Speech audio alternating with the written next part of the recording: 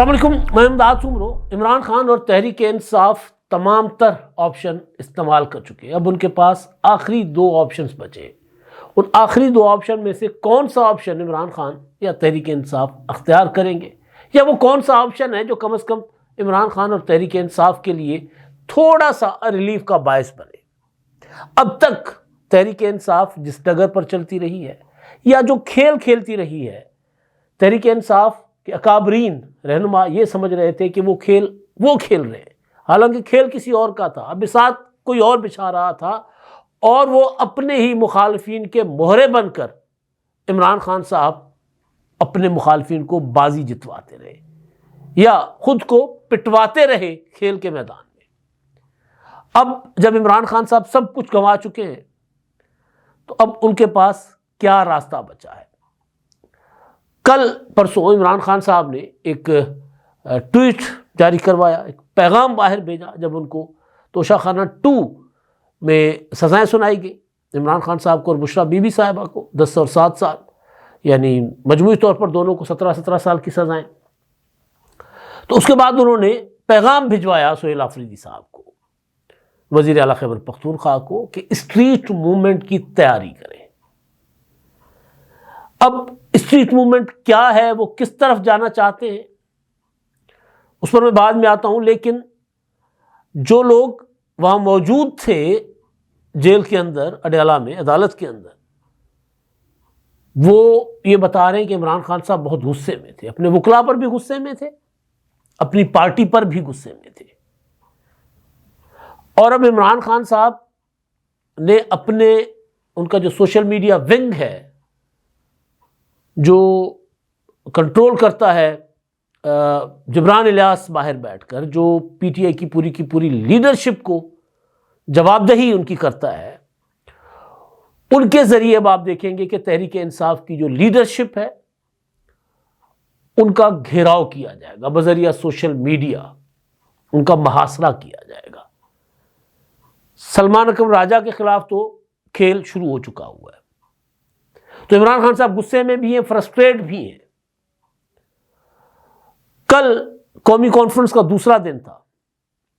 اس پر اگلے ولاگ میں بات کروں گا، لیکن قومی کانفرنس کی قیادت کو عمران خان صاحب نے ایک طرف یہ ذمہ داری دی یا ان کو یہ اختیار دیا کہ تحریک چلانی ہے یا مذاکرات کرنے ہیں، اس کا فیصلہ محمود خان اچکزئی اور راجہ ناصر عباس کریں گے۔ عمران خان صاحب کے دیے گئے اختیار پر ادھر اسلام آباد میں تحریک تحفظ آئین پاکستان نے قومی کانفرنس 2 روزہ بلائی۔ ابھی قومی کانفرنس کے پہلے دن کا اجلاس جاری تھا کہ عمران خان صاحب کا پیغام آ گیا کہ اسٹریٹ موومنٹ کی تیاری کریں، اور سہیل آفریدی صاحب اسلام آباد کی گلیوں میں، اسلام آباد کی مارکیٹوں میں،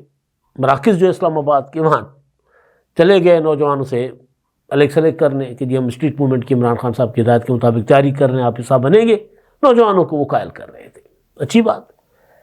لیکن دو گلی پالیسی، پارٹی کو عمران خان صاحب اندر سے کچھ اور کہتے ہیں، باہر کچھ اور آتا ہے، یا برسر گوہر کہتے ہیں کہ عمران خان صاحب نے اختیار دے دیا، سلمان اکرم راجہ صاحب کہتے ہیں عمران خان نے اختیار دے دیا ہے محمود خان اچکزئی صاحب کو اور راجہ ناصر عباس کو کہ وہ فیصلہ کریں گے، اور دوسرے وکلا پیغام لاتے ہیں کہ عمران خان صاحب نے کہا ہے، سلمان صفدر اور دیگر جو گئے تھے عدالت پرسوں عمران خان صاحب سے ملنے،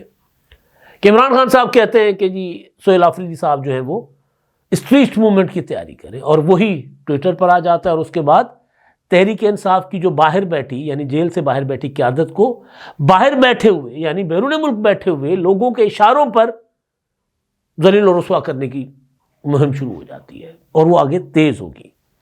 تو یہ تو ایک میں نے آپ کو بیک گراؤنڈ دیا کہ ہوا کہ اب اسٹریٹ موومنٹ،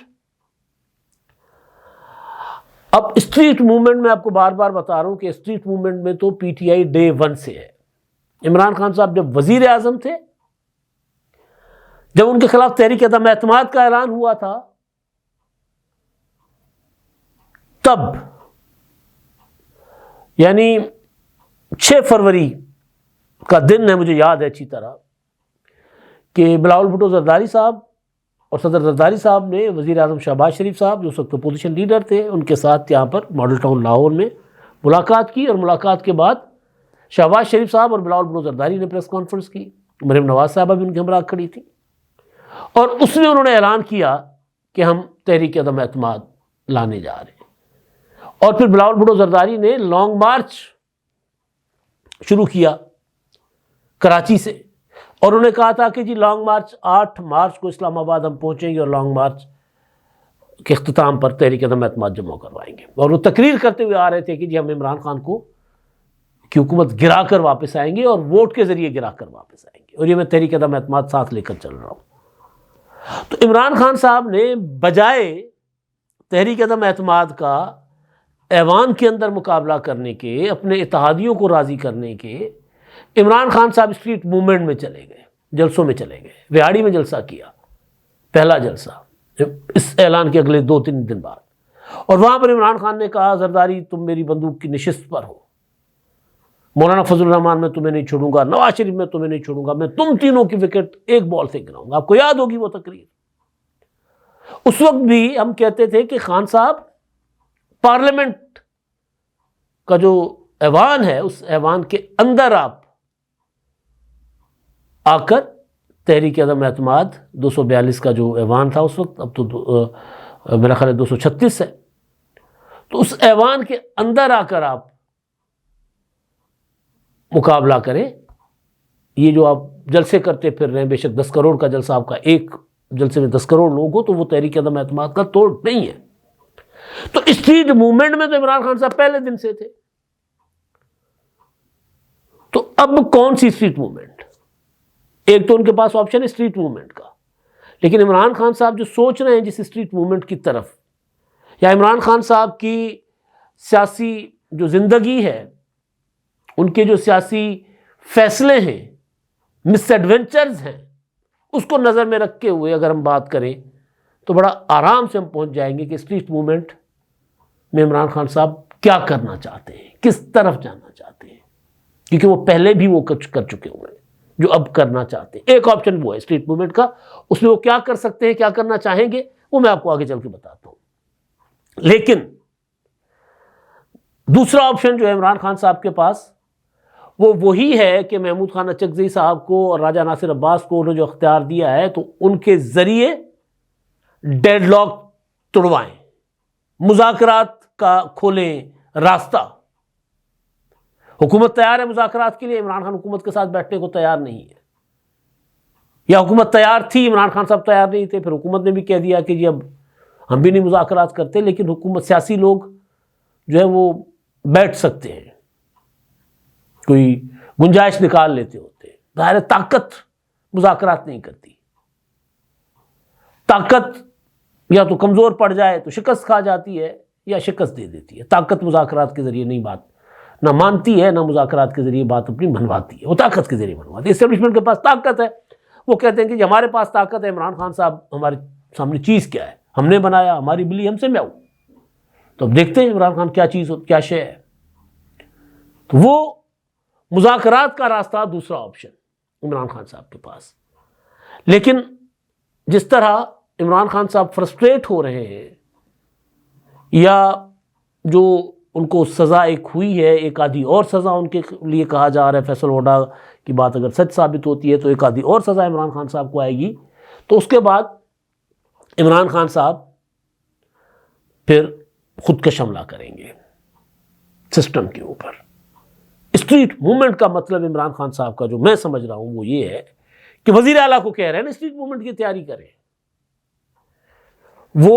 سلمان اکرم راجہ کو نہیں کہہ رہے یا بیرسٹر گوہر کو نہیں کہہ رہے، وہ کے پی کے وزیر اعلیٰ کو کہہ رہے ہیں اسٹریٹ موومنٹ کی تیاری کرو۔ ایک تو عدم تعاون دیکھیں گے، ایک آدم عمران خان صاحب کہ اگر ان کی کوئی بات بنتی ہے، کوئی موومنٹ ان کے لیے، کوئی تحریک ان کے لیے اٹھنے کی اس میں آتی ہے کوئی پوزیشن میں، تو پھر شاید عمران خان صاحب فرسٹریشن سے تھوڑا سا نکل آئیں، ڈپریشن سے تھوڑا سا نکل آئیں، ورنہ پھر عمران خان صاحب کہیں گے کہ جی کے پی کے کی حکومت توڑ دیں، اسمبلی توڑ دیں، قومی اسمبلی سے ریزائن کر لیں، پنجاب اسمبلی سے ریزائن کر لیں اور باہر آئیں اور مکمل طور پر اسٹریٹ موومنٹ. اس چیز کا اشارہ کچھ دن پہلے بیرسٹر گوہر دے چکے ہیں. انہوں نے کہا تھا جب عمران خان صاحب کی بہنوں پر پانی پھینکا گیا تھا، واٹر کینن کا استعمال کیا گیا تھا، ظاہر ہے وہ غلط تھا. اس دن انہوں نے کہا تھا بیرسٹر گوہر نے کہ ہمارے لیے سارے راستے بند کیے جا رہے ہیں، عدالتی احکامات نہیں مانے جا رہے، تو ہمارے پاس ایوانوں سے باہر آ کر سڑکوں پر احتجاج کرنے، یعنی ایوانوں سے ریزائن کر کے سڑکوں پر احتجاج کرنے کے علاوہ ہمارے پاس کوئی آپشن نہیں ہے. تو مجھے یوں لگ رہا ہے کہ جو عمران خان صاحب اب کرنے جا رہے ہیں وہ یہی ہوگا کہ میں اندر پڑا ہوا ہوں، لوگ ایوانوں میں بیٹھ کے انجوائے کر رہے ہیں، کیونکہ ایوانوں میں بیٹھے اس لیے اسٹریٹ موومنٹ پہ نہیں آ رہے. ایک کے پی کے میں حکومت ہے، حکومت کے ہوتے ہوئے ہم اسٹریٹ موومنٹ نہیں چلا پا رہے، یعنی حکومت کی وجہ سے. حکومت ایک بوجھ بھی ہوتا ہے، تو اس بوجھ سے جان چھوڑیں اور اسٹریٹ موومنٹ کی طرف جائیں. یہ اب اگلا قدم عمران خان صاحب کا ہو سکتا ہے. اچھا، اب اگر اب تک عمران خان صاحب جینورلی اسٹیبلشمنٹ کے لیے حلوہ ثابت ہوئے، اس میں کوئی شک نہیں ہے کہ عمران خان کی پاپولرٹی میں بہت زیادہ کمی نہیں آئی. اس میں کوئی شک نہیں ہے کہ عمران خان صاحب ایک اسٹیٹمنٹ دیتے ہیں تو پریشانی آ جاتی ہے، اگلے دن پریس کانفرنس آ جاتی ہے، کوئی شک نہیں ہے. لیکن کوئی بڑا چیلنج نہیں عمران خان صاحب سسٹم کے لیے کھڑا کر سکے.